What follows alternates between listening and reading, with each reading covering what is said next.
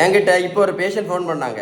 அவங்க 20 வருஷமாட்டு ரெகுலராக காலையில் நடைப்பயிற்சி ஒழுங்காக பண்ணிகிட்ருக்காங்களாம்.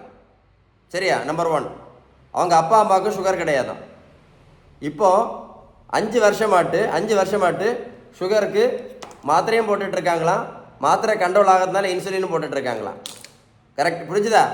ஆனால் நம்ம என்ன மூட நம்பிக்கை இருக்குது தெரியுமா நம்மகிட்ட? இன்னும் வாக்கிங் போனால் சுகர் சரியாயிரும் அப்படின்னு. வாக்கிங் போனால் சுகர் சரியாயிரும் இன்னும் ஒரு மூட நம்பிக்கை இருக்குது. அது தப்பு. புரிஞ்சுக்க நினைக்கிறேன். 20 வருஷம் வாக்கிங் போயிருக்காரு, இப்போ 5 வருஷம் சுகர் வந்திருக்கு.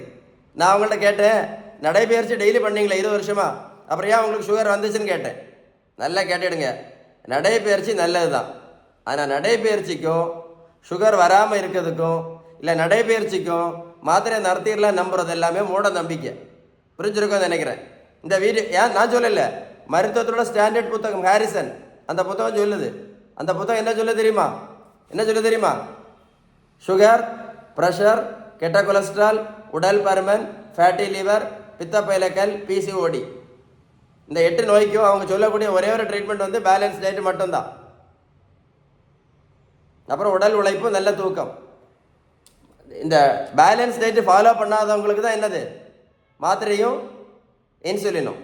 ஏன் அப்படின்னா பேலன்ஸ் டயட் ஃபாலோ பண்ணினா மட்டும்தான் இந்த இன்சுலின் ரெசன் சரியாகும்.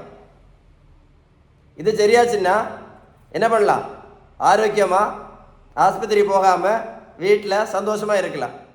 இல்லைன்னா இன்னொரு 50 வருஷம் ஆஸ்பத்திரி கூட போய் மாத்திரையும் இன்சுலின் போட்டு அப்படியே லைஃப்பை முடிச்சிட வேண்டியது தான். அப்படி நான் சொல்லலை, மருத்துவத்தோட ஸ்டாண்டர்ட் புத்தகம் சொல்லுது. என்ன சொல்லுதுன்னா, பேலன்ஸ்டு டயட்டு ஃபாலோ பண்ணலை அப்படின்னா எந்த நோயும் கண்டிப்பாக குணம் ஆகாது, சரி ஆகாது அப்படின்னு இந்த புத்தகம் தெளிவாக சொல்லுது. இந்த வீடியோ தான் நீங்கள் ஷேர் பண்ண வேண்டிய வீடியோ. இதுதான் நீங்கள் ஷேர் பண்ண வேண்டிய வீடியோ.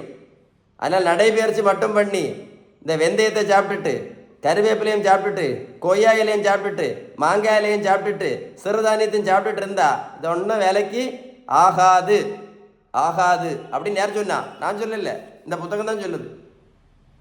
என்ன சொல்லுது அப்படின்னா, பேலன்ஸ் டயட் தான் ரொம்ப முக்கியம். நீங்கள் கருப்பரிசி சாப்பிட்டாலும் சரி, சோப்பரிசி சாப்பிட்டாலும் சரி, சிறுதானியம் சாப்பிட்டாலும் சரி, டயட் வந்து பேலன்ஸ்டாக இருக்கான்னு தான் முக்கியம். புரிஞ்சிருக்கோன்னு நினைக்கிறேன். இதுதான் நீங்கள் ஷேர் பண்ண வேண்டிய வீடியோ. புரிஞ்சுதா? ஷேர் பண்ணுங்கள்.